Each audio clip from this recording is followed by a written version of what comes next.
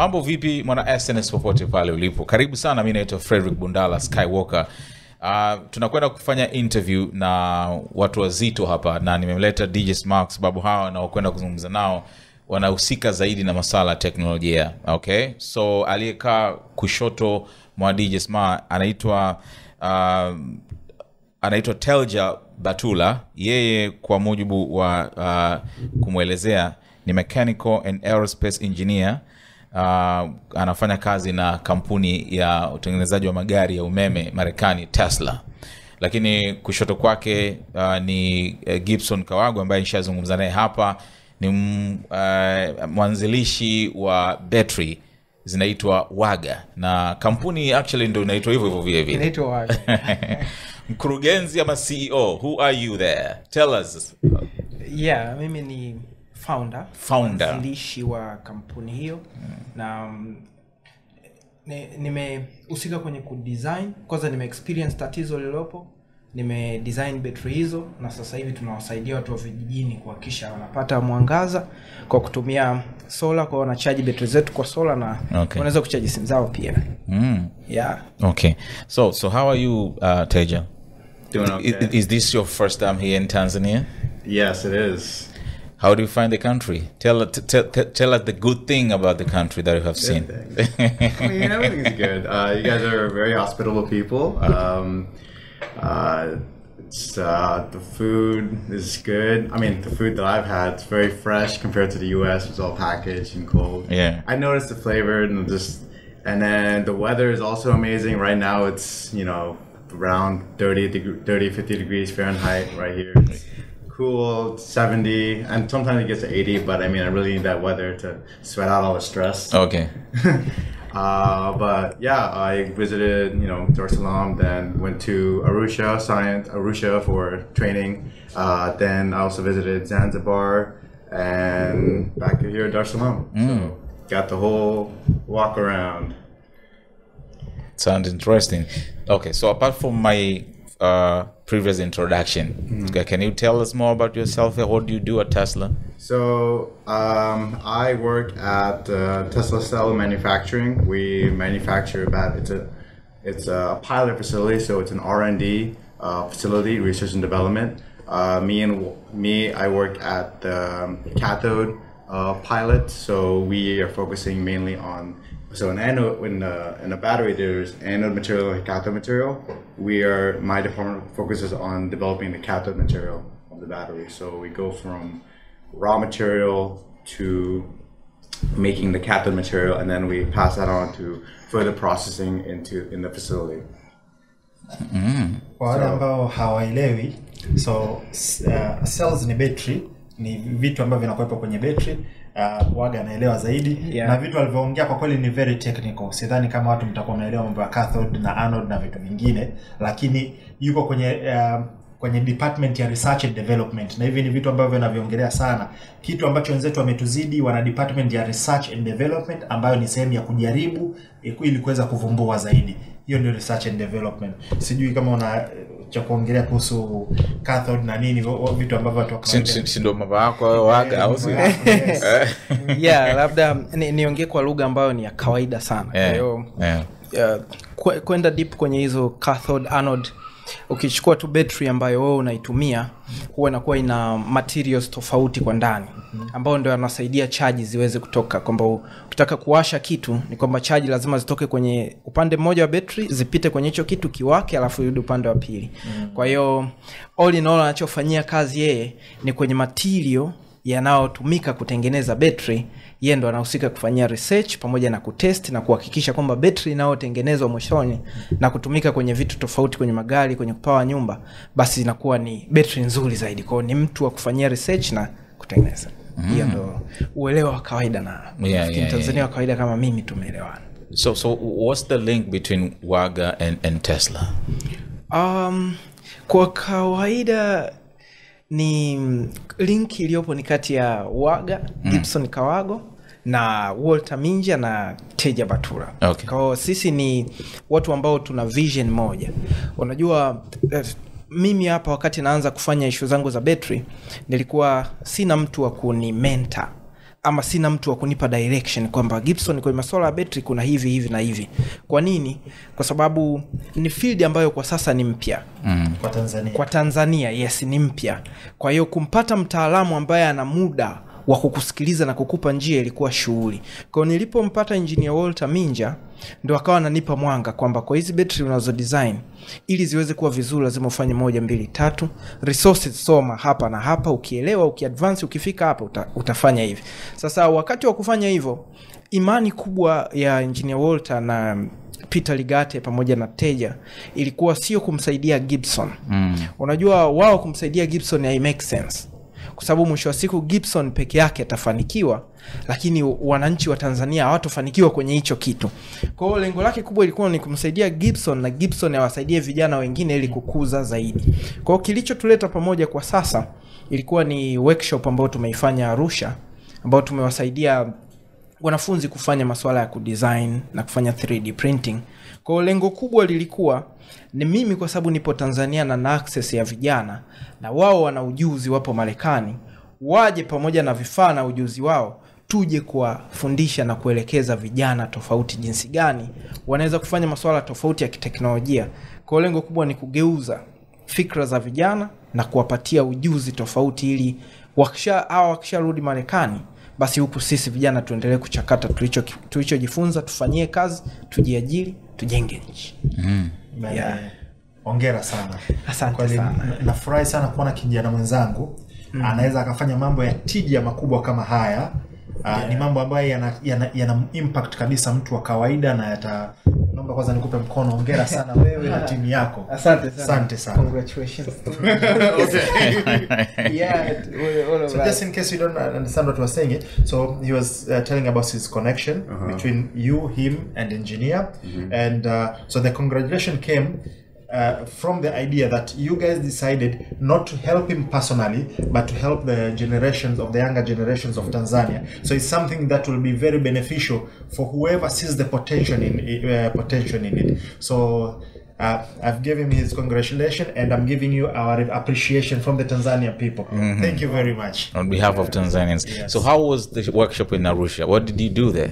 So me and Walter went out our way to help a school called Arusha Science, and we decided to not only donate 2 3D printers, but also teach them about 3D modeling. Because initially I heard about the school from Walter, and they already discussed that they already have a 3D printer, but they don't have the 3D modeling part, which is essentially what helps them creatively put their ideas into a platform that they could use to make an item on the 3D printer. So knowing that, me and Walter, decided to go out of our way, donate, get 2 3D printers from the US, fly to Arusha Science, and then also teach them, and also have the department head there download the 3D modeling software, which we specifically stated to be Fusion 360, and we taught them, basics of how to do 3D modeling. Something that it seemed to be at the point when I was there, it seemed like 3D modeling was more of a very advanced topic, only taught to university students. But I feel that it's not as advanced if you just explain it well enough and you have an audience that is driven to learn. And the younger they are, the hungrier they are. Yeah. And they were able to catch on fairly quickly. And I think that was why we wanted to start so young at that school, because we want inspiration. I've been knowing that this prior generations, or very young generations, they don't have any drive, or they don't have the correct path or driven path to go for technology advancements. So me and Walter want to at least give inspiration so they can build on whatever base we were able to give them, and they can build on that. Oh yeah. Gibson, nataka waeleweshe kidogo watu kuhusiana na 3D modeling. Nafahamu ni kitu wakisha kubeba kitu ambacho kimetengenezwa na hiyo teknolojia, lakini hebu waeleze kwa lugha nyepesi kabisa waweze kuelewa. Safi. Tunaanzia. Uh-huh. Kwa hiyo ambacho alichokielezea ambacho kilikuwa kinafundishwa ni jinsi gani unaweza uka design pamoja na kutengeneza kabisa kitu cha 3D. Kwa vitu vya 3D inaweza ikawa kitu chochote kama hiki, kinaweza ikawa kikombe, kinaweza ikawa kifaa cha kufanyia kazi fulani. Kwa hiyo kwa mfano jinsi ya design hiki mpaka kitokee kwa kutumia masomo ambao walipata hawa Arusha ni hivi. Tulitumia software inaitwa Fusion 360 ambao kwa mimi nilijifunza nikiwa chuo. Kwa mimi tena mwaka wa mwisho ndo nijifunza hapo nikafanyia mtihani, baada hapo nikaondoka nikaingia mjini ndo naendelea kupambania sasa kufanya practice zaidi. Lakini wao walielekezwa jinsi ya kuinstall hiyo software, ya kudownload kwanza ni free. Alafu ikainstoliwa kwenye kompyuta. Sasa kwenye kompyuta ndipo sasa unaichora kitu unachotaka. So tole mfano wa hiki. Kwa mfano tungetaka kufanya 3D modeling ya hii, inatakiwa tuchore. Kwa hiyo kuna shape tofauti ambazo zipo hapa. Kwa mfano kuna nusu duara fulani hapa, kuna engo kama hii. Kwa hiyo unaingia kwenye kompyuta, unaichora hii, halafu baadaye hii ni 3D. Kwa nini? Ukiangalia kwa upande mmoja unaona hivi, lakini ukiangalia upande wa pili imevimba, kwa mfano kutoka hapa mpaka hapa. Alafu pia kuna hapa kuna baadhi ya vitu vimeongezeka. Kwa hiyo kama hii unavyoiona unaichora kwenye kompyuta. Alafu katika software hii, kwa nini tunaita 360, kwenye kompyuta yenyewe una uwezo wa kugeuza. Kwa mfano nilivyogeuza hivi kwenye kompyuta, pia ukitumia mouse yako unageuza, unaweza kuona design yote hii. Haya maneno kama hapa kwenye kompyuta ndo unayaandika. Halafu kisha maliza ule mchoro unau-export. Kwamba unautoa ule mchoro kutoka kwenye kompyuta unaoingiza kwenye memory card ama flash. Ukishaingiza kwenye memory card ama flash, alafu sasa ndo unaupeleka kwenye 3D printer. 3D printer ni printer ambayo inakusaidia kuprint vitu vya 3D. Printer ya kawaida na print kwenye karatasi. Lakini 3D printer sasa, hiki kitu tulichochora kwenye kompyuta, kuna kitu kinaitwa filament ama ni kama plastiki ambayo ipo kama wire, inaingizwa kwenye hicho kitu. Alafu hiyo mashine inaiyeyusha ule wire wa plastiki, halafu unaanza kuchora vitu tofauti. Kwa mfano ikiwa na print hii, itaanza kuchora kuanzia hii base, itaanza kuchora mpaka iwe kubwa hivi. Alafu utakapomaliza ndo unakuwa umepata kitu cha 3D. Kwa hiyo mafunzo mazima ilikuwa ni kuanzia kuwaza unataka uchore nini, kuchora kitu chenyewe kwenye kompyuta, kukitoa kukihamishia kwenye flash, halafu kukiprint ndo kupata mzigo kama huu. Kwa hata mwisho wa masomo kila watu waliprint kitu ambacho walikuwa wamedesign. Wow, interesting. Napenda sana unavonyambua vitu kwa lugha rahisi, yani mtu ashinde tu kuelewa. Kabisa. Kwa watu ambao kwa sababu mtaani tunatumia sana lugha 3D. Kuna 2 dimension ni kitu ambacho kina length and width. Lakini 3D ina dimension 3 ambayo ina length, urefu, upana na depth. Kwa hiyo kama hivi alivyoonyesha, kuna urefu, alafu kuna upana, alafu kuna depth. Kwa hiyo ndio maana unaweza kusikia sound 3D, watu wanataja tu 3D, unaweza kusikia mtu anasema miwani za 3D tukaenda kuangalia movie. Ndio maana ukivaa miwani ya 3D unahisi kama uko ndani ya movie kwa sababu inakutengenezea dimension zote 3, length, width and height. Na hata kurahisishia zaidi tuna plate number sasa hivi za 3D. Ukiangalia plate number za zamani zinakuwa tu ni zipo zimechorwa tu kwenye kibao, lakini za 3D zinakuwa zimevimba kidogo. Kwa hiyo kuna dimension mpya imeongezeka ya kujaa kidogo. I'm very interested kujua kitu kimoja. Ulipataje access au ulifahamiana vipi na engineer mpaka engineer akaamua kuja kukumenta? Makutano yalikuwa ni maajabu. Kwa sababu siku moja nilikuwa kwenye, mimi ni kijana ambaye mwaka jana nilichaguliwa na Umoja wa Mataifa kuweza kuchampion maendeleo endelevu ambao kufikia mwaka 2030 tunatakiwa tuwe tumeyafikia, ambao mimi endeleo langu ambalo nalichampion kwa sasa hivi ni kuwapatia nishati safi wananchi kupitia waga, clean energy. Kwa hiyo baada ya kuchaguliwa nilikuwa kwenye conference Julius Nyerere International Conference Center. Na wakati natoa speech yangu naelezea kwamba malengo yangu ni kutengeneza betri zangu, kufanya hivi. Wengi walikuwa wananielewa, lakini sikuona response yao kwa kutikisa vichwa wala kunisikiliza. Unajua ukiwa kwa mfano hata msanii akiwa anapiga show akisema sema akifanya hivi yule jamaa tikisikicho daraja sasa kuna mtu pale ananisikiliza, ila kuna yule fan kindaki unaona kabisa hebu njoo kwenye stage, unaona mbona kama unanisikiliza hivi. Sasa na mimi pale kuna mzee mmoja niliona kila ninachoongea yeye peke yake anatikisa kichwa, unaona mbona huyu mzee kama ananielewa zaidi. Kwa hiyo nikamaka, alafu nikasema nikimaliza nitaenda kumcheki. Tulivyotoka nikatoka nje nikamfuata, samani mzee mimi naitwa Gibson. Nakufahamu. Nikamwambia wakati naongea niona unatikisa kichwa, hebu niambie nini ulikuwa unawaza, unajua nilikuwa interested kujua. Akaniambia nilikuwa nimependa sana katika umri wako vitu unavyowaza, ukikutana na mtu mmoja hivi huyo ndo mtakuwa mnaweza kuongea lugha moja. Ni engineer ambaye alifanya naye kazi pamoja pale Costech, mamlaka ya sayansi na teknolojia zamani. Kwa akasema ukikutana na engineer Walter Minja ambaye anafanya kazi Tesla na yeye anadili na battery hizo, mtaongea lugha ya battery. Na siri ni kwamba engineer Walter nilikuwa na DM ajibu message. Nimemtumia sana message Twitter. Na no hata afungui kwa sababu nakumbuka pengine hata kwa zioni. In real sense hata mpaka leo tupo hivi marafiki, haja accept request yangu ya Twitter kumfollow. Message sent. Lakini ndo nikagundua sasa baada ya hapo yule ndo akamtumia namba yangu mimi kwamba huyu ni Gibson, jibu message zake, na mimi akanitumia namba. So nilipomtafuta kwamba bwana mimi fulani, akasema tunatakiwa tuonane. Katoka Marekani alikuja Tanzania. Akaja mpaka kwenye workshop yangu. Kaona vitu ninavyofanya, ndo pale yeye mwenyewe nikaona yupo interested. Unajua mentor akiwa interested na wewe pia ina make sense. Kuna muda wewe ukiwa sana interested na mentor, afia yupo interested, kuna output inakosekana. Lakini kaona na yeye ana support, ananipa resources, kwa hiyo mpaka sasa hivi nashukuru tupo pamoja.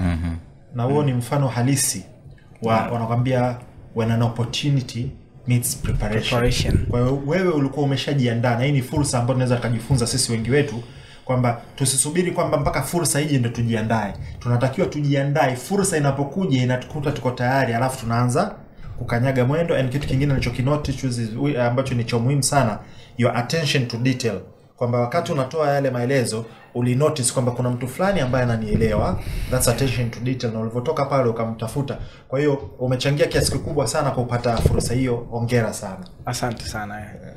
Back to Mr. Telja. So if we read if we see your biography, you are a mechanical and aerospace engineer at Tesla. So we thought maybe you would come here in Tanzania and tell us more about batteries and aerospace and those kind of things. But you chose to teach about 3D modeling. Why? I mean, I just feel that, well, for me, I think that, well, I only decided to teach about 3D modeling because Walter introduced me to the school who already had a 3D printer but didn't have the backbone of how to do 3D modeling. So me having a lot of experience with 3D modeling since I was in high school, very early stages, I wanted to at least bring my knowledge and have them inspire those kids and teach them about this. So because I feel that it's like I said before, it's an advanced topic, but it could be with having them have a backbone or a base, they could build on that and be have a well aptitude knowledge of how to do 3D modeling, which could drive them to do even better in terms of engineering, science in their college, and hopefully having them have a career that could be engineers. And I mean, that's how I use it. I used to do 3D modeling in pretty much a lot of my work. From building components for machines to analyzing structural features to even using AI, because I can use AI into designing a machine or a component that is structurally sound yet lightweight. It's used in a lot of industries, medical, automotive, aeronautics. Just like Tony Stark. Hey, Iron Man, he uses 3D and artificial intelligence. Yeah, I mean, it's not there, but I mean, it's getting there. So just building on that, you said something very important, that you started using 3D while you're still at high school. And you just say that you learned about 3D on your last year at university. So I'm just asking you a question. Where do you think you would have been if you had started learning about 3D at high school? Do you think you'd have been at a more advanced level using 3D, or do you think it wouldn't have any impact?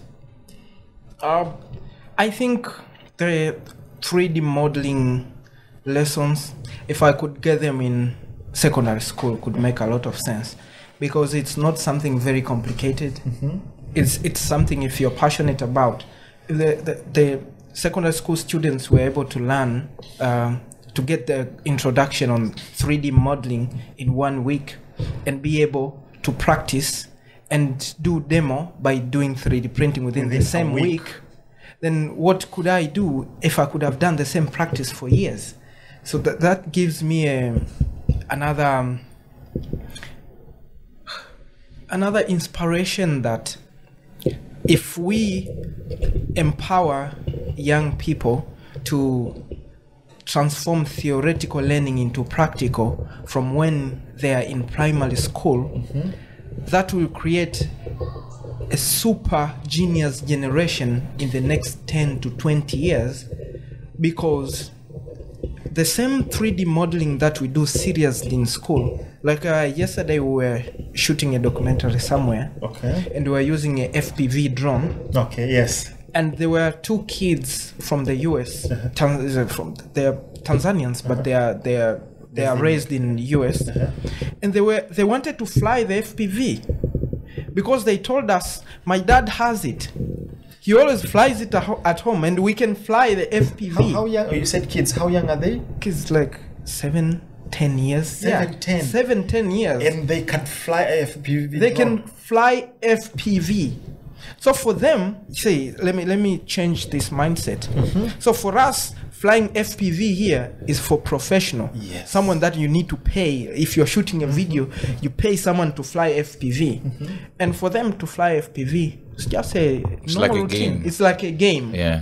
So they can shoot a video, but just while enjoying. So they just fly FPV for fun. Yeah, 7 years old. So that the same, if I could get the same knowledge when I was younger, I could get enough time to do mistakes. I could get enough time to learn new techniques. Then now, the moment I'm grown up, like now, for example, I want to make the power packs, the Waga housings, the power packs, designing in 3D. Now, sometimes I struggle because I've not practiced so much.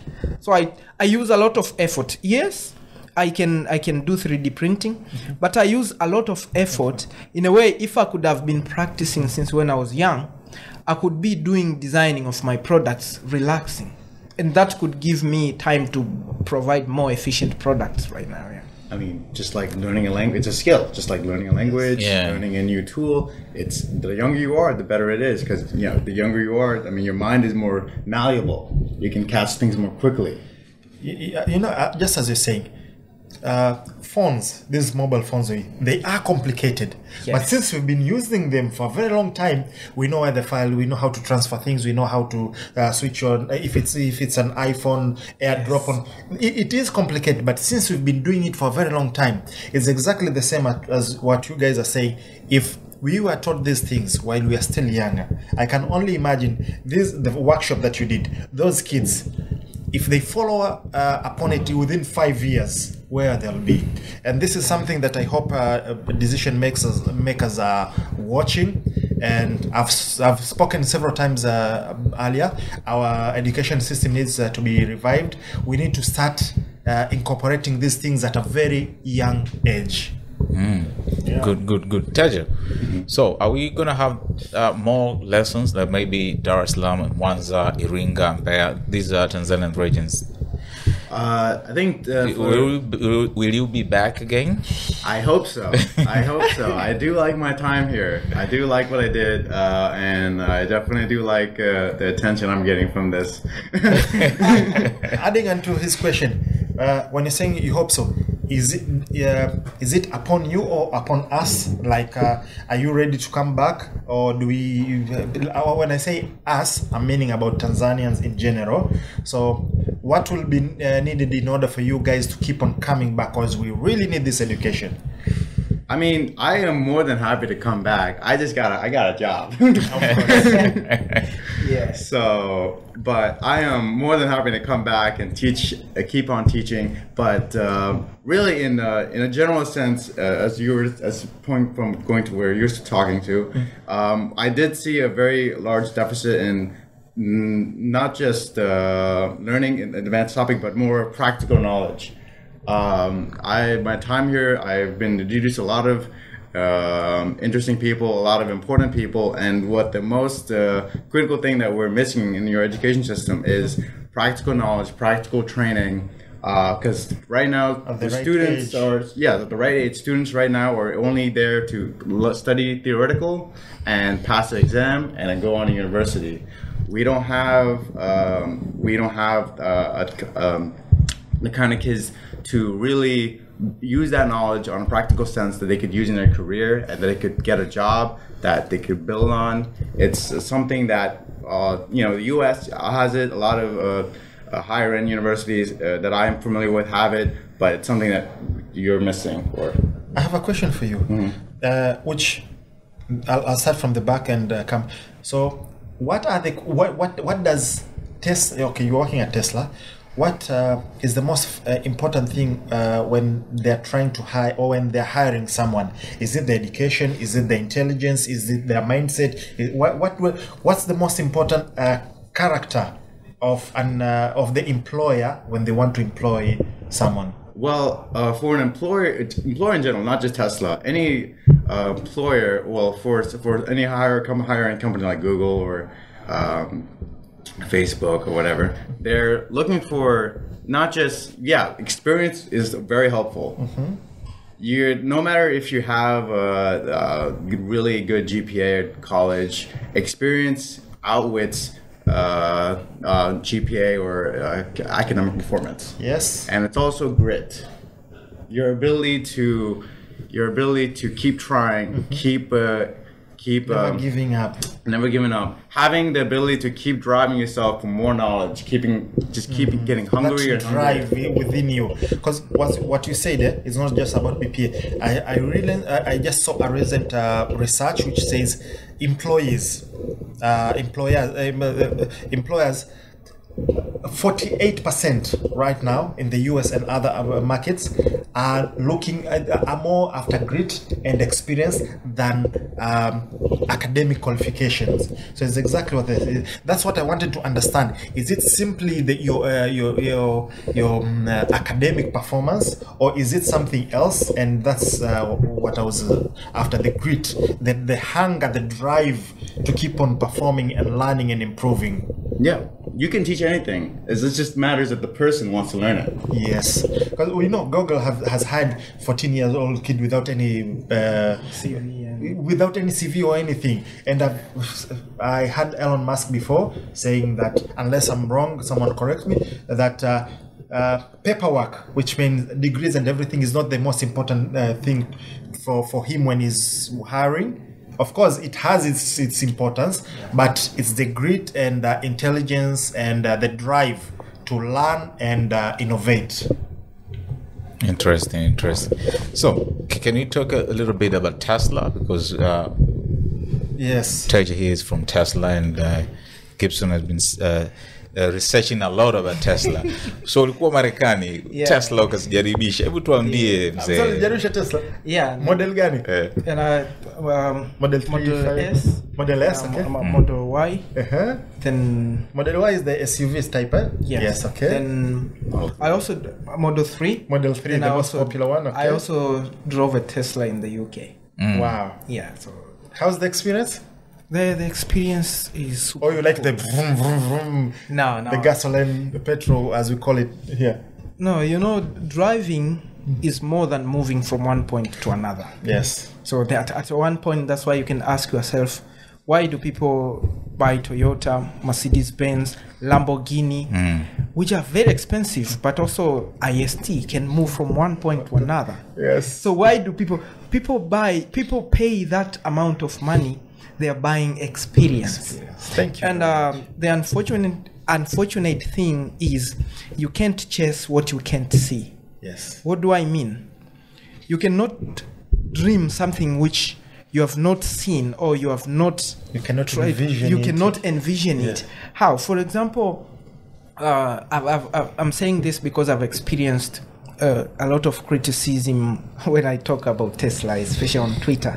Okay. So the experience that I got from how the car operates, safety is the key. And when driving cars, Tesla has features which make the car more safe. For example, it can avoid obstacles. You can be in a very high speed, and the person in front of you applies the brake immediately. Tesla will automatically brake according in relative to the speed of the front car.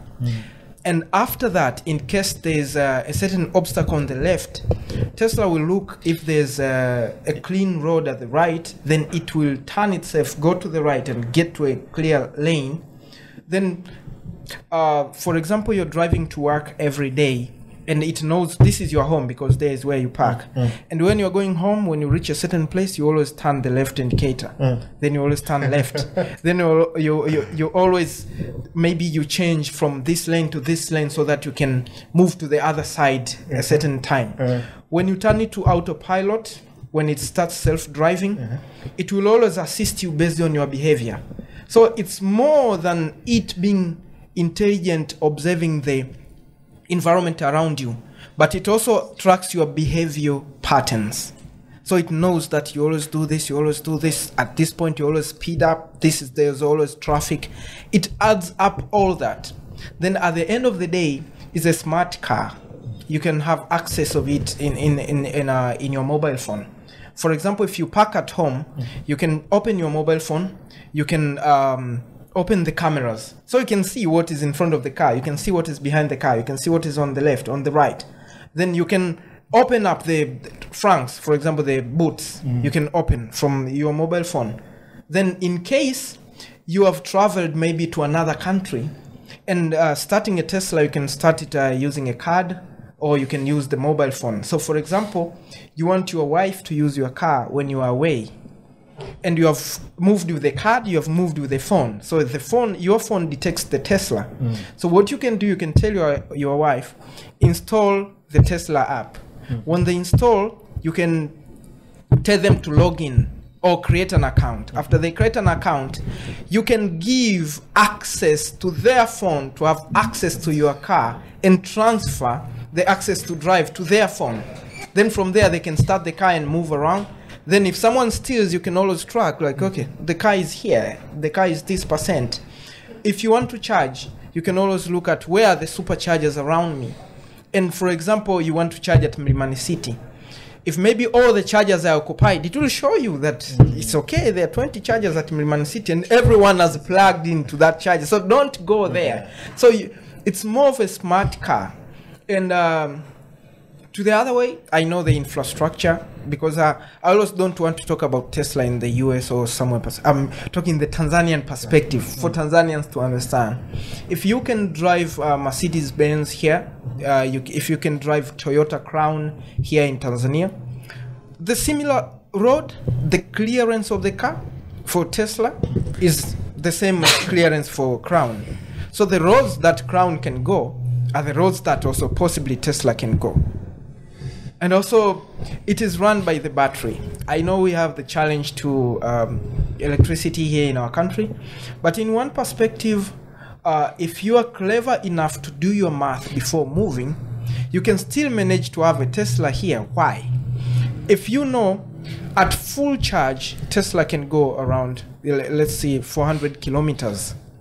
Then if you fully charge your car, you can go 400 kilometers. If you live in Dar, you should be able to do your math. Like today I will go to Kigamboni, after Kigamboni I go to Kibaha. How many kilometers are there, go and return? let's add up all the routes, is 100 kilometers. The car will show you in the morning, with this percent, you can go 200 kilometers. So with that, if you well plan your route, then you can move all around with the same car, with the same poor infrastructure, while we are trying to improve, but with that. But also, in the other way, you can charge the car at your home with the same electricity that you use to charge your mobile phone. So you can install a certain charging infrastructure at your home. Then when you're back home, you plug in your Tesla. Then if you know you're working at Posta, yeah, you can afford to buy the charging infrastructure and install at Posta, at your office. So when you're at the office, you also charge the car.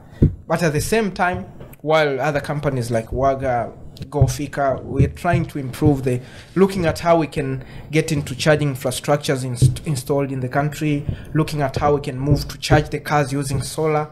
So different companies, we are working towards researching on how we can adapt. But also, if you are clever enough, you can also adapt by getting the cars. Then, it's all about synergy. It's all about we working on improving the infrastructure, you working on getting the cars done, the government working on improving supply of electricity. If we work hand in hand, individuals, NGOs, companies, and the government together, there's where we can reach. But if we stop and wait for the government, then it's a burden. It will be very hard to get there. I'd like to add on that, from how you started. Without seeing, what they say is seeing is believing. Yes. You have to see something. Or there's another saying which says out of sight, out of mind. Yeah. So I have experienced, I haven't owned, but I've experienced some high-end cars. Yes. And I'm telling you, you have to be there, you have to drive it to feel and understand. Currently, there are certain cars which have begun to become very common. Like, for example, Subaru has this eyesight. Once you move out, there's the middle line, it alerts you. Yes. So recently I was driving my friend's C200 Benz, and whenever, you know how border drivers are. Yes. So someone just hit auto brakes. It just breaks. If there's anything, someone close, it gives you an alarm. There's a close proximity, and one button. It's a sedan. Yes. So, but one button, it goes high, so you can drive it on a rough road. So you have to experience these things to understand. And I love I'll beg to differ a bit. What you're saying. You could, on one hand, when it comes to charging and everything, what you said is very true. You could look at your car, the range of it, how long does your charge allow to. But on the other hand, which I think we're still lacking behind, is the service. Do you have technicians, just in case you have a breakdown, can they service it? Okay, do you have spare parts? Of course, you can order. It's not like how it used to be before. So I think we mentally we're being prepared, but technically, apart from charging, yes, we can sort it out, but we still, people need to be tested and everything. And I have a question for him, because Tesla was, I won't say Tesla is the one who invented electric cars. It has been there for more than 50 years, but Elon Musk is the one who brought electric cars to the mainstream. He's the only company that made it viable to the masses. But as you know, we had Nokia before. It was the biggest company, and a lot of things happened. It's no longer there. We have Blackberries and other companies. I don't know why, but I feel that because after inspiring a lot of people, and correct me if I'm wrong, I remember Tesla, Elon Musk released a lot of patents free for other companies to use, right? His technology, proprietary technology. Yeah? So a lot of companies have adapted, but there are other who are, it's not simply about electric cars. The other companies, I'll mention two. There's a guy in Harare, Zimbabwe, who his surname is Chipolo. What he did is he created electric car which doesn't need to recharge, doesn't need electricity. What it does, it converts radio frequency into electricity, and it drives your car. So I don't know, just in case, of course, he's still trying to patent it. It's not that easy, and he's going through a lot of things. It's still in prototype state, but it has been proven to be there. And so, what do you think? Do you think that's a challenge to Tesla? If that goes mainstream, instead of having to charge your car, you can simply drive. There's a lot of electromagnetic and a lot of radio frequencies. You can simply harness that and convert it into battery energy. What do you think of that? Honestly, that's the first time I've heard about that. That's very interesting. I have to see that for myself. Yeah. But in reality, I think just like what you're saying, and a lot of other advances where you can drive a car using water, you can drive a car using hydrogen, you can drive a car using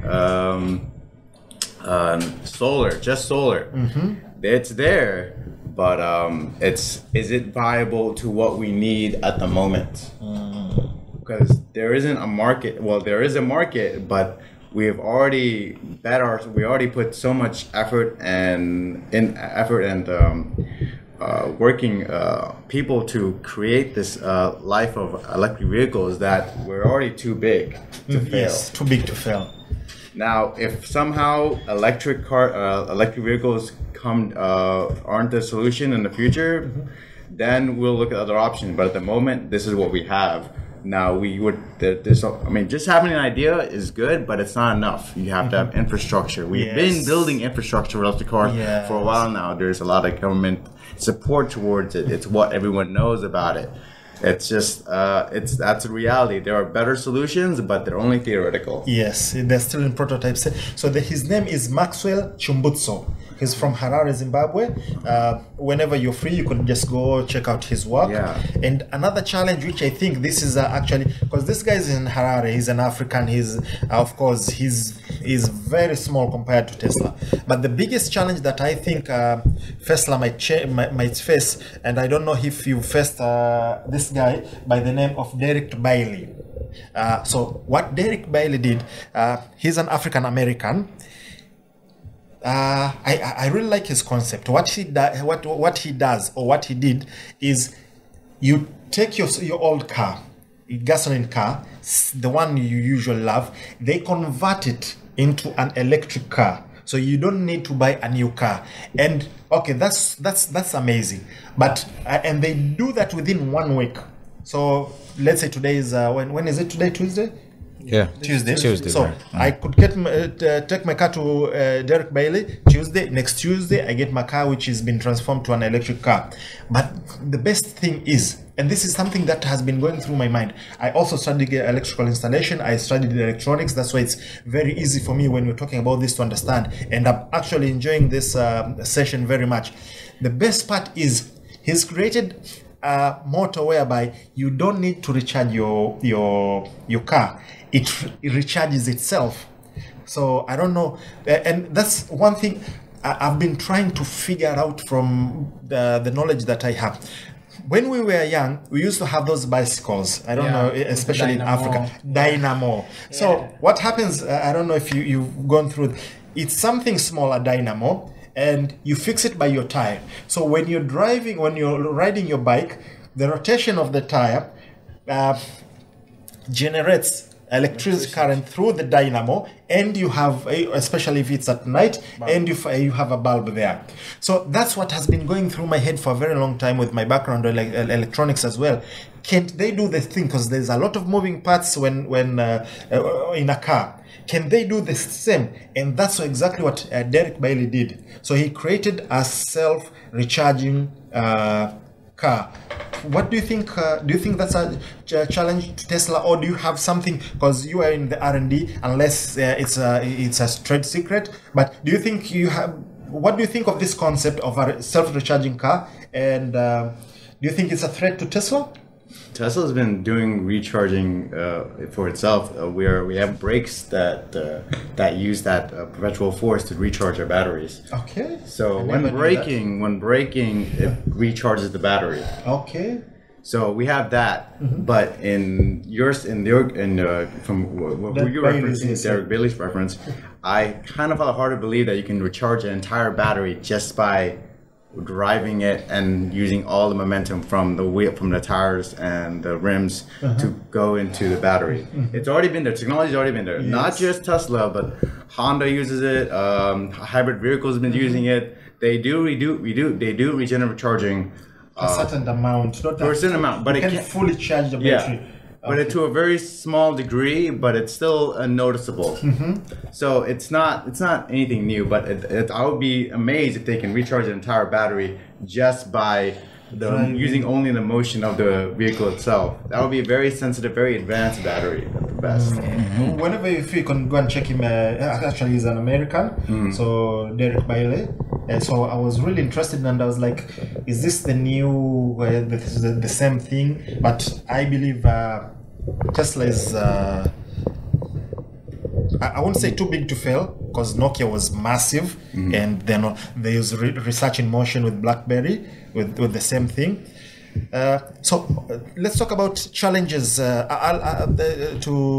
Tesla. What's the highest range that Tesla provides? Maximum range for under one charge. A charge. It's hard to say at the moment. It's, okay. Maybe it's not. I know you're in the R&D. So currently, I'm sure you know about this. The Chinese are very aggressive when it comes. The BYD and the other cars have been very aggressive, and so if you look, I've been. So the reason I'm enjoying this is. I've been researching a lot about electric cars, but I haven't been talking about it because of the kind in Africa, especially in Tanzania, people don't have electric cars. So if I tell them about it, it's like it won't be something that impacts their life. But since we're here today, so if you go to the top 10 electric cars, maybe Model 3 is always there, Model 3. But when it comes to range, there are other brands which provide a longer range, and since the range always comes from the juice, which is the batteries, and that's where you're working on. But nevertheless, there's something which is called doctrine.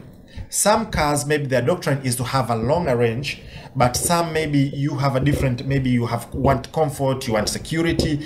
I don't believe that Tesla is unable to create longer ranges, but maybe your doctrine is different. Can you, what do you think of that? Well, I mean, just like you said, there are other car manufacturers, but it's really based on just the battery itself.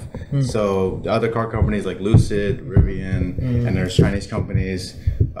Lucid claims they have the longer range. Yes. And then I don't know about other Chinese companies, but they can also claim that they have the longest range, which is perfectly fine.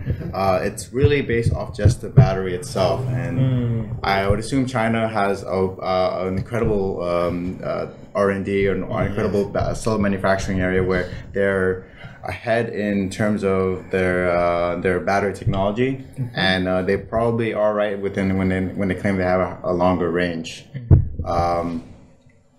But yeah, at the moment, it's going back to your question. It's what was your question really? Yeah. So the difference is, my question is, I believe Tesla is very capable of creating cars with 1,000-kilometer range, or let's say 600 miles range, like Lucid and other cars, BYD in China, and actually there's a new brand that just unveiled a 1,000-kilometer range EV car.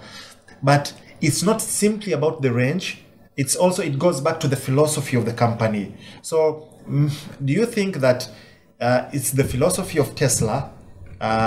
They don't emphasize too much on the range, but maybe on security, on comfort, and sustainability. Because sometimes you can have 1,000 range, but after 2 years, the battery is dead. You need a new battery. While Tesla may be going 500 kilometers, but it could last you 5 years. So what's the philosophy? What do you think the difference is? Philosophy of Tesla is making sure the average consumer can be able to purchase an electric vehicle. That's the philosophy. But then again, we're Tesla. I mean, Tesla doesn't just do electric vehicles now. They do solar panels. They do generators. Going back to Gibson's last comment with using since you can have a charger in your home, they can also have a generator. And knowing that a lot of power outages go out, the generator can be backup power to have consistent power throughout the day, even if you have a power outage from your main source of power. from the main power lines. And thank you very much about the solars. I've been following up on Tesla, the solar system, the roofing system, and that's one thing I was like, when will it come to Africa? We need that more than Starlink, honestly. Well, I mean, you have other solar. I mean, Tesla does solar panels because they can do solar panels. I mean, it's not the only solution. We don't have. I don't believe we make the best, but we make it because it's a Tesla brand. You guys can also purchase other. I mean, you guys you're using solar panels in different areas from different companies, which are perfectly fine. But we're just, I mean, like I said, Tesla's pretty big. We do a wide array of, we have a wide array of products, and we go through a wide array of industries to support Tesla as a whole. I mean, not just that, we have Starlink, we have Neuralink, we have a lot of different things going on. SpaceX with the Falcon and... yeah, we're just too big to fail. Amen to that. Interesting. I wanted to add. I think you asked about the range. Yes. Something. I think everything is on the website, which I can just copy here. For example, the Cybertruck, which is out now, it can go up to 547 kilometers. Yes. But now be very cautious. For example, a car can go 15 kilometers with 1 liter of petrol or diesel. That's for example. But it depends on so many factors. Yes. So these kilometers depends on your driving behavior, on the weight that you are carrying, because if you are carrying too much weight, the car will be having too much drag, so it will go less range. For example, your driving pattern, you always start like it's a Dodge Charger. You know, you always drift. So you start from 0 to 100 in certain seconds. Then it means you will be drawing too much battery with that. So if you turn on the AC in the car, the AC also uses power. So if you use, maybe because it can power something, you plug so many stuff, you charge your stuff from the battery. So they all depend on how many kilometers that you'll go. Depends on your driving pattern, how many stuff you have plugged in, and so many factors. And it's continuous. You can't just be stopping and starting. Like if you were to put a Tesla on this road, they would not only have to compensate for the terrain with certain minor acceleration and decelerations due to the road itself, but the fact that you're also dealing with traffic, you have to stop many times, traffic is there. That's also going to impact the battery, impact the charge heavily. So I do a lot of tech reviews. And not only reviews, I do analysis. And these are things that I tell people most of the time. You'll have a phone which is 140 megapixel, 200 megapixel. And you'll have another phone which is just 12 megapixel. But the 12 megapixel phone gets way better than the 200 or 108 and a lot of stuff.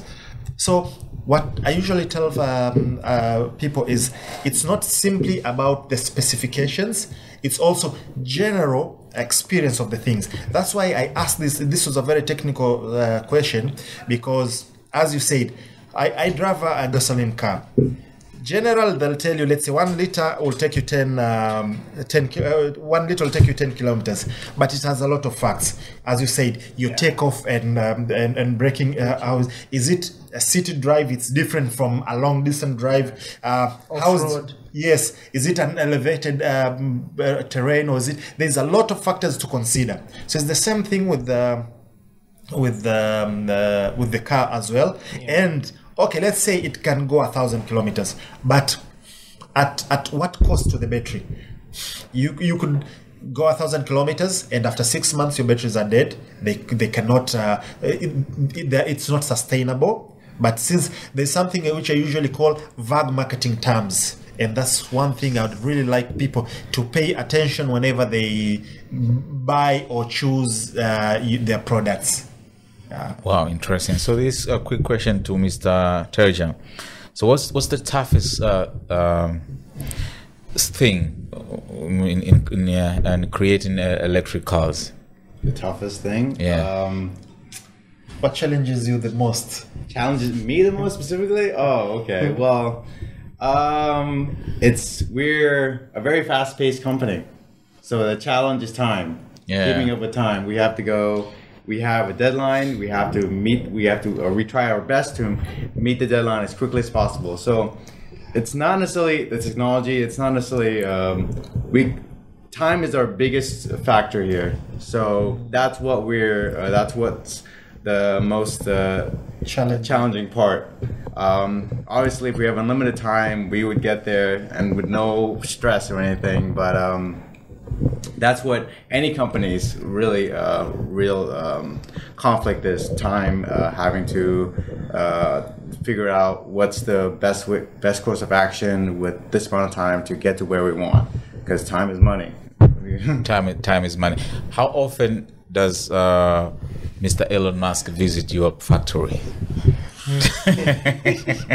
It depends. I think he does a visit maybe once a year. Okay, he's a busy man. Okay. Yeah. Hard to say. How's the work environment in Tesla? Busy. We're always chasing. We're always. It's very fast paced, as I would say. Yeah. Okay.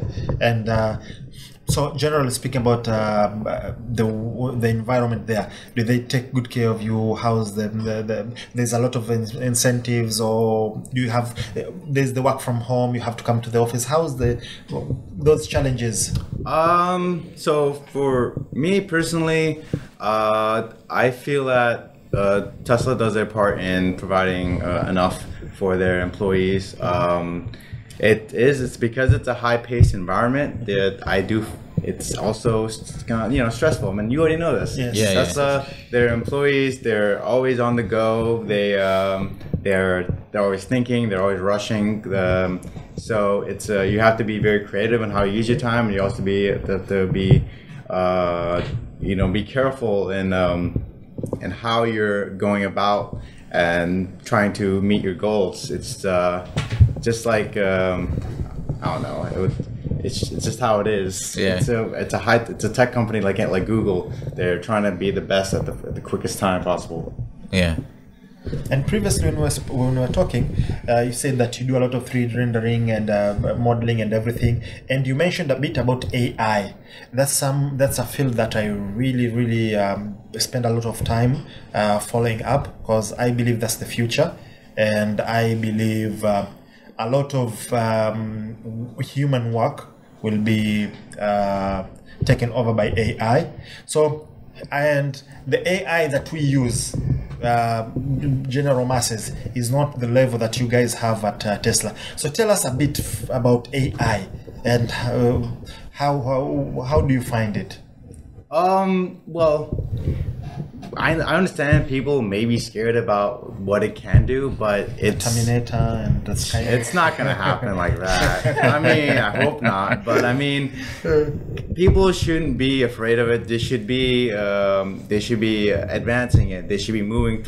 They should embrace it. They should embrace it, because it not only takes away menial tasks. It gives them time to do more important things. Allows them to spend their time in something that's better or more that could advance their future or advance like the community as a whole. So I had an interesting question when I was at Arusha Science, when I was with the media. One of the reporters was she was talking to me out of the interview phase, and she was asking me, she was worried about how me teaching about these new skills about 3D modeling, how that might take some jobs away. And I'm like, jobs? I mean, you should be happy that you don't have to do this job. Yeah. You can do more important things. You can do things that could even improve your life. She was afraid that her kids wouldn't have an opportunity. And I'm just like... Is she older? Well, yeah, she's older. She has kids. I understand with that. And that's like it's the issue I'm seeing now and that I'm hearing about. It's like you guys you guys are afraid about labor, not having enough jobs for labor, but like it's not really an issue with labor. It's about an issue with skills. You need more skilled workers. And also you could use it to your advantage. The problem is, how they say that old habits die hard. So changing and embracing the future and new technology is something that is very I'm also a DJ, so all the DJs moving from the vinyls coming to the controllers, and the software was very difficult. Reporters as well, there are those who are still used to the old equipments and the radio cassette and everything, while everything has moved to software. So it's a bit difficult. Of course, there are concerns which are legit with AI, but that is for a very advanced AI, which I don't think is already available to the masses. What I think is, and what's your advice, because I believe if we embrace the AI revolution at this stage and learn about it, it will be very helpful.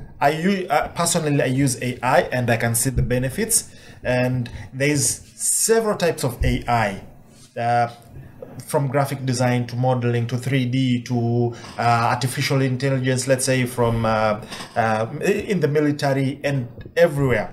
So what do you suggest? Should people embrace it fully at the moment, or should they be cautious, or what should they wait? What do you advise? Because you're currently using AI. I think people should first understand it very well. Okay. They should do their research very well, really go into the basics of how it works. Okay. Because if the more you understand of it, the less you fear of it. That's a general sense. This is off of, we were afraid of things that we didn't understand before in terms of technology. Previous generations were worried about how tractors could take away, the farmer's job. Yes. It's just if you really go and understand how it works, it's not as scary. You understand the implications of it, what it can do and what it can't do, and it'll inspire you with that knowledge to do more with it. Yeah.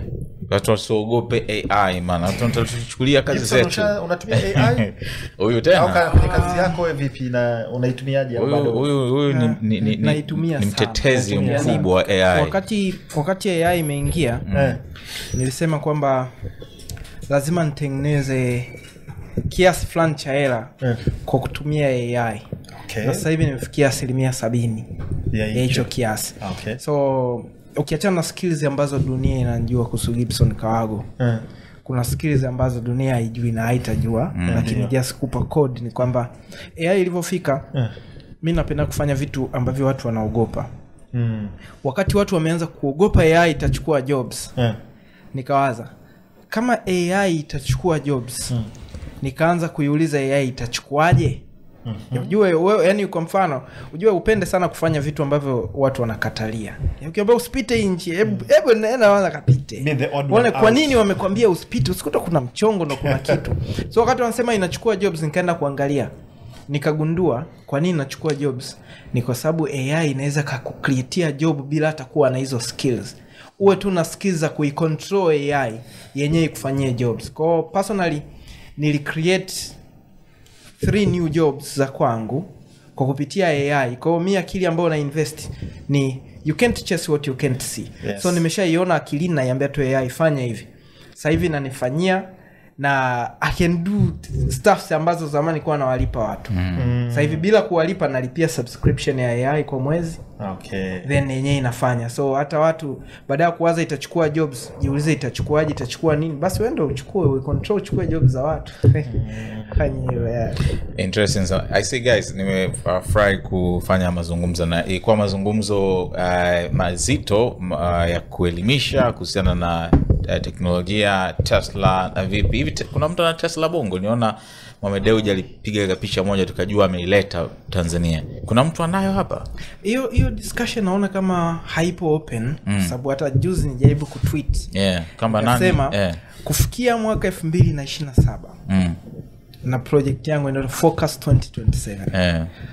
Niwe nimeleta magari 100,000 ya Tesla. Okay. Nilipata spana sana. Na nikasema nilipikwa huko Twitter. Lakini it's my dream. Unajua hatuzuiwi kuota ndoto. Ni yote ndoto kubwa sawa, hata mtu akinani hivyo. Lakini comments nyingi zilikuwa Mohamed Dewji 2018 alishanunua Tesla. So hata ukigoogle pia nimeona kuna interviews nyingi. lakini I can't comment on that, ila sijaiona Tanzania. Lakini pia imeonekana kuna mtu pia ambaye ana media kubwa Tanzania pia kwenye posti zake mara nyingi ana post Tesla. Na hata kuna siku post screenshot ana app ya Tesla. But the point was sio Mtanzania kuwa na Tesla. Kuna Watanzania wanaoishi Marekani wengi sana wana Tesla. Lakini goal ni kuileta Tanzania, yani tuone Tesla ni gari ya kawaida.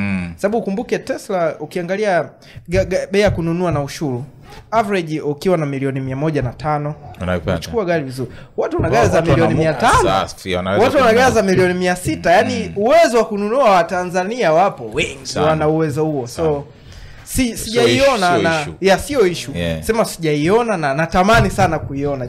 Jamani mwenye Tesla Tanzania, naomba nionyeshe na mimi nije kuenjoy. It's a good piga nayo picha. Na mimi nadhani shida sio hela, kwa sababu bei ulizosema $37,000 is not much. Ni kitu ambacho watu wana magari zaidi ya hiyo. Ila nadhani kitu ambacho kinawazuia ndio hicho tulizorudi, maintenance yake. Ikiharibika kuna fundi gani? Mafundi wetu Michael hapa unaona je, kuna mtu ambaye ana nani au lazima umsafirishe? Unajua kuna zile unamsafirisha fundi aje kutengeneza. So maybe our friends at Tesla would consider opening a service center here, a dealership here, because I think once people know that they can sustain and maintain Tesla, because I know for a fact they can afford it. Yeah, exactly. Yeah, that's a fact. So let's see our friends at Tesla if and to add to that, for example, when I tweeted that by 2027 I will have to bring 100,000 Teslas to Tanzania, just in the back end I'm working on learning on how to repair the Teslas. I'm working to see at how we can create a repair shop for the electric. In fact, Tesla is one of the electric cars, but to open a dealership where we can repair all electric cars. I'm also working with different partners to look at how we can establish charging infrastructure in Dar es Salaam, and also in those places where if you're traveling from Dar es Salaam to Mwanza to Arusha, where we stop to buy food and to refill, to put charging stations for people who want to move far. So those my tweets are just to activate people and to see the views and just to listen what I'm thinking about. But in the back end, it's more than a tweet. It's not a mood tweeted like I'm in a mood to write one. Real thing. Also when I'm tweeting those, the government is constructing a dam where we will have electricity supply after a certain number of years or a certain period of time when it's completed. So also when I'm working, I'm also looking at what the government is doing. At that year, the government will have improved the electricity infrastructure to this level. Me as Gibson Kawago, I will have improved possibly the flow of importing electric cars, and I will have improved the understanding of electric cars. But because I believe my tweets, my Instagram posts, people can just understand. For me, that is a contribution to the mass. Like, now you understand that you can afford. Now you understand that you can charge at home. I'm grateful that I can contribute to that. We also have TAEMA, Tanzania E-Mobility Association, where we're also working towards electric bajajis, charging infrastructure. So there are so many people who are working towards this to have the environment there. But also there are those negative people, the good ones who always comment negative. No, why bring this? Please bring food first. First of all, we need to have good houses before we bring houses. Bring electric cars. Also, thank you. Those comments keep us active. The cars will come. And adding into that, we already have a lot of people with electric motorcycles. There's a lot of them in here. Yes, I haven't had any complaint. There's Gutas. Gutas, yes. Which are electrical charge. So the only thing that is missing is electrical cars. Electric cars, You were saying something, sorry. I was gonna ask if he's gonna bring up swapping stations. Yes. Also, Also, we are working on a project to bring battery swapping stations for electric bajajis. We are starting small. So the Tesla or electric cars is a big goal, but as a small goal, we are working towards WAGA. Now we are going to start making, apart from repurposing laptop batteries, we're going to start making new batteries. So totally new batteries that can power electric bajajis and electric bodabodas. Then from there, we're going to establish swapping stations. Instead of charging your bajaj or your bodaboda, we have a center, a container with 100 or 200 batteries. Then you have your motorbike. So if you have a motorbike of any brand which uses batteries, if it is empty, you come to our center, you bring your empty battery, you get the new battery, that's the Waga battery, then you take it, you go. Then you go to Kigamboni, it's empty. In Kigamboni, you take a full battery, you just leave your empty battery there, we'll charge there. So to establish the swapping stations, the network, first here in Dar es Salaam, then from there we can start expanding to different places. That's also what we are working on. Thank you, because I also had that in mind, because I use gas for cooking. Yes. And once you buy it once, and it's empty, you simply go and swap another one. So I was like, can this happen the same? You simply go with the cars or Bajajes. Once you buy it, all you need to do is swap. Maybe if there's a fee, of course, there's a fee, and you swap. That will be. It's much better and it's much faster than charging. I'm not a big fan of electric cars. Because of a lot of inconvenience. I like to go to the petrol station 2 minutes. I have my tank full and go. But swapping might convince me. Yes. So in the back end, there are so many things that people are working on, we are working on, but we want to put in public what is public. But when the time comes, we will see the outcomes. We'll experience the electric cars, swapping stations. We'll experience Tanzania being fully accelerated and transformed to clean and affordable energy in the next 5 to 10 years. And at that point, these conversations and those tweets and those posts will make sense. So the only thing that will make sense is us acting on that, and that's what we're love your haters, my man. Pay respect to your haters. So how was the so looking into the future? How was the impact of the training that you did? Yes, how was the impact that you did in Arusha? You did, how many was it? One in Arusha? One in Arusha, okay. Yes. I want to know how was the impact, and secondly, when will the next be? I need to sign up. Exactly. So first of all, we invited 30 students, so it was a limited space. Unfortunately, there came 50 students. Fortunately for Tanzania. Yeah, so unfortunately as per plan, but fortunately as per impact, many people were interested. That showed us that there is a great need for such trainings to take place here in Tanzania. The other outcome was the students were asking so many questions, and the students were coming up with different ideas to design different products that they can sell. So we found out that they can create jobs, they can make money out of the skills from modeling to 3D printing. And with that, it opened a New Year program. So this year, at the end of the year, we'll mention the dates. We are going to have the year. Yeah, somewhere between near the end of the year, somewhere between where Walter and Teja will come back from the US. We will have trainings on 2 trainings. So the first one will be a continuation on 3D modeling and 3D printing. So they will also advance from where they ended, but also those will need to get an introduction. We'll see at how we can move them to that level and advance. We want it to be a continuous process, not an event, because motivational speakers will give you a spike, a mood in 1 minute, and when you get out, the mood is gone, then you keep on struggling with the old one. So we don't want to be motivational speakers. We want to think big, act now, and make things happen. Then the other workshop will be on artificial intelligence, understanding that I'm already signed up. You are in. So looking at, everyone is hearing about artificial intelligence, and most of the times most people fear artificial intelligence, but we will help people. We watch a lot of movies, Skynet, and so that's why we fear. But let's be cautious. So many stuff on the movie are not real. Of course. They're imaginations, but as far as we don't know, so we believe that they will be there, but let's stop fearing what we don't know. Let's take part and see and experience, then we fear what we already know. So we will expose them to artificial intelligence, train them on what jobs can be created from artificial intelligence. But also the most important thing is, how can we improve and increase performance and productivity from what we are already doing by utilizing the existence of artificial intelligence. For example, for graphic designers, like now there's Midjourney, where I have a page on Instagram, Climate AI Tanzania. I use artificial intelligence to create HD realistic images. If you look at them, you think that I've taken photos, but those are generated from AI. And we teach people on how they can fight climate change by changing their practices in their daily lives.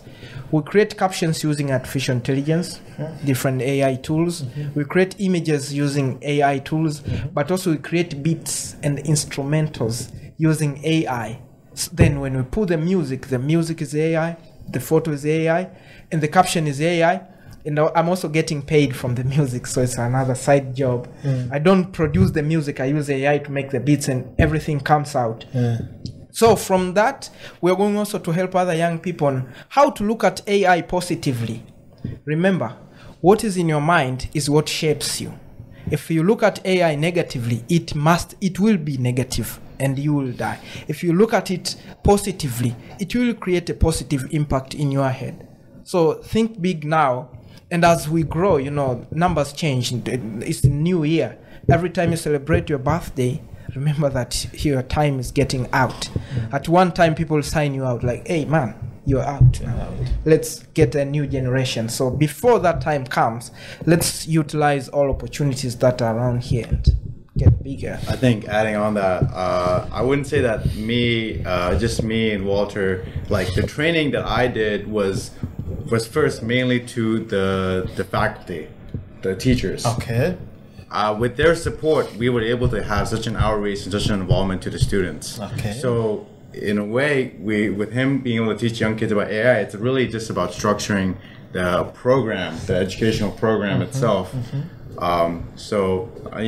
Not just me. I had to give big thanks to the faculty, the teachers who I trained, and they were able to expand that training to the students.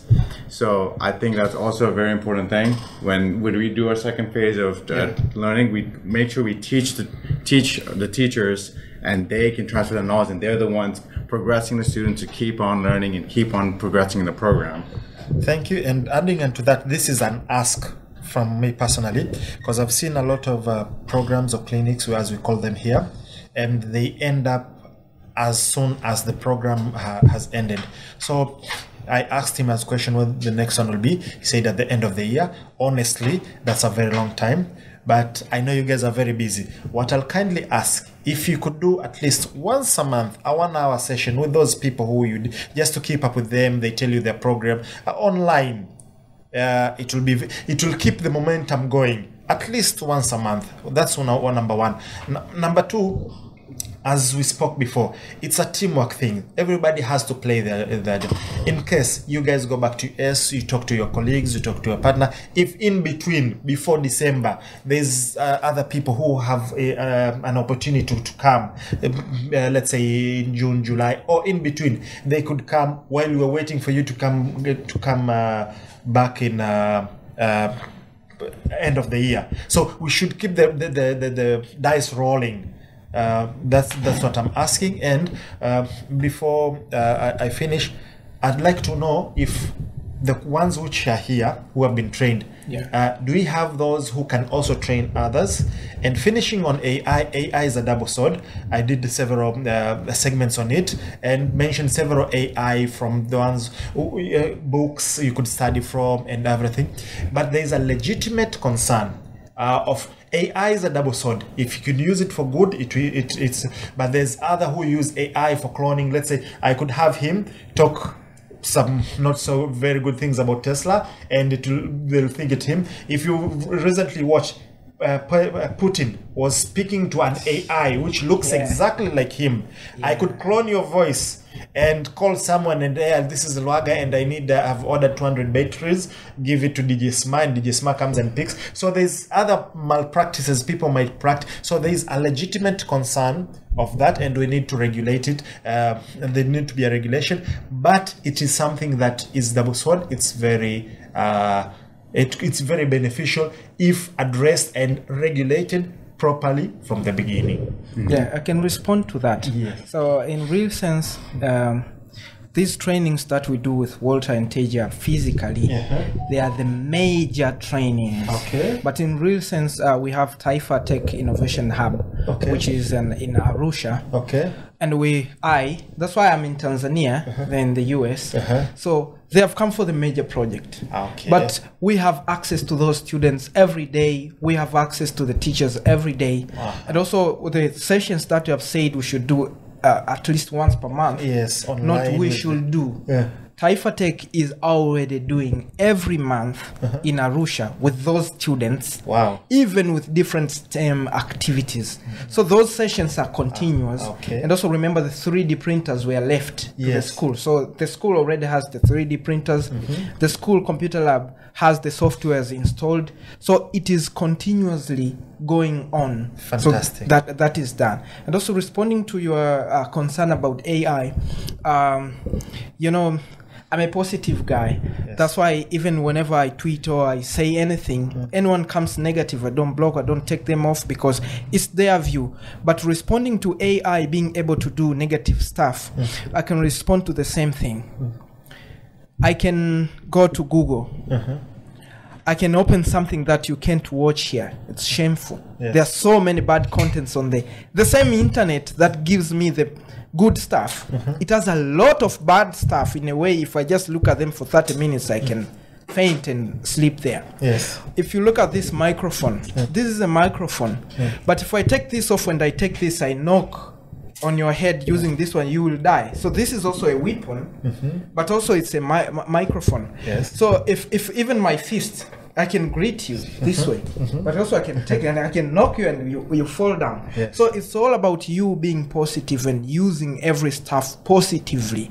So there are regulations that needs to be added there, but also even before regulations, I would urge every young person getting into AI or even using the internet, let's focus on the positive stuff, because everything has a negative stuff. Even the cars, always you get accidents, you will die if you use a car. If you use a plane, you get accident, you will die. If you get to the boat, it can sink, you will die. So everything has their negative part, but looking at the positive part, if I look at you positively, I see you're beneficial. But if I start looking at your negative side, I will run away from here. So it's all about positivity, and let's all be positive. That's very true. Adding into that, they say hope for the best and prepare for the worst.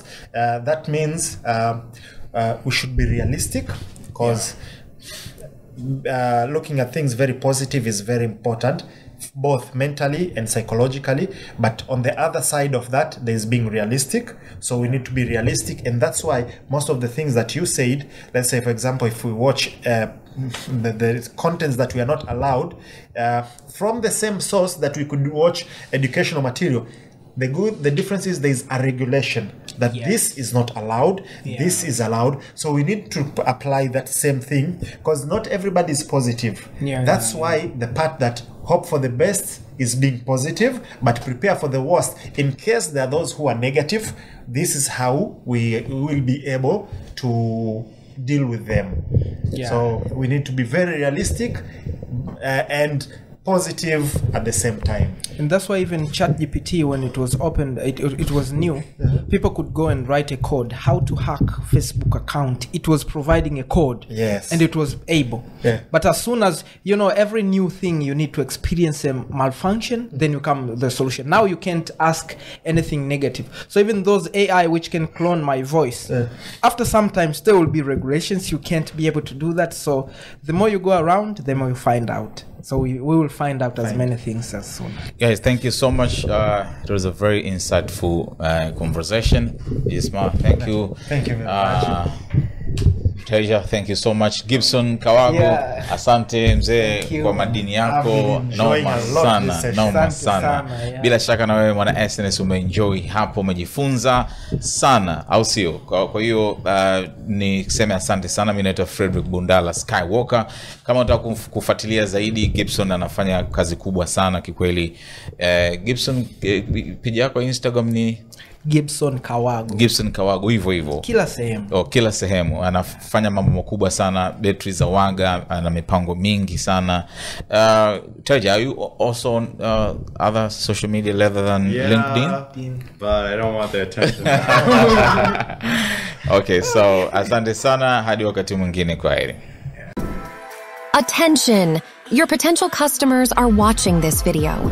Don't miss out on the opportunity to reach them. Advertise your business alongside their favorite content and convert them into loyal customers. Contact us now at info@snstz.com or WhatsApp 0659250389 to amplify your brand to the SNS family.